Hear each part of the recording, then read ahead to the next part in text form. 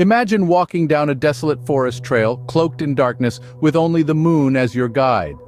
The wind whispers in your ears as the world around you holds its breath, each step you take resonating through the silent night. In the heart of this dense, foreboding forest, you stumble upon an unexpected sight, an old, abandoned house standing like a ghost against the moonlit sky. A thick layer of dust and decay has claimed this relic of the past, a grim testament to years of neglect.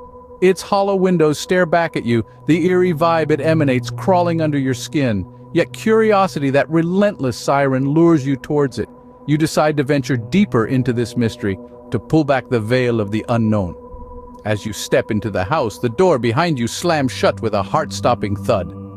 Suddenly you are plunged into complete darkness. Trapped in the pitch dark, the protagonist fumbles to find a light source. Suddenly, a flickering candle appears at the end of the room. His eyes adjust to the dim light, revealing a room filled with relics of time. Antique furniture, shrouded in cobwebs and dust, stand like silent witnesses to the past. The room, though abandoned, echoes with the whispers of countless untold stories.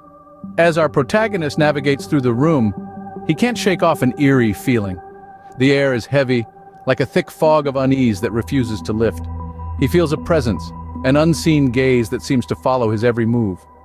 Intrigued and terrified, he ventures deeper into the room. The wind outside howls, carrying with it faint whispers that seem to seep through the cracks of the old weather-beaten walls. He shudders, the whispers sounding like a mournful lament from the beyond. His eyes land on a dusty mirror, its silver surface tarnished by time. He wipes the dust off, revealing his anxious reflection staring back at him. The room behind him, reflected in the mirror, seems to shift and warp, fleeting shadows dancing in corners where there should be none. The protagonist's attention is drawn to an old portrait hanging crookedly on the wall. It's a woman, her face etched with a melancholic grace. Despite the layers of dust, her eyes are vivid and alive. They seem to follow him, watching, observing, as if she were more than just a painting. He is entranced by the portrait, held captive by the woman's penetrating gaze. Her eyes seem to bore into his soul, an unspoken warning echoing in the silence. As he stares at the portrait, a sudden chill runs down his spine. He hears a whisper, "You shouldn't be here." The whisper, though soft, cuts through the silence like a blade, its chilling message clear. This house holds secrets, secrets that are better left undisturbed. Our protagonist, now gripped by fear, decides to uncover the mystery of the house and the woman in the portrait.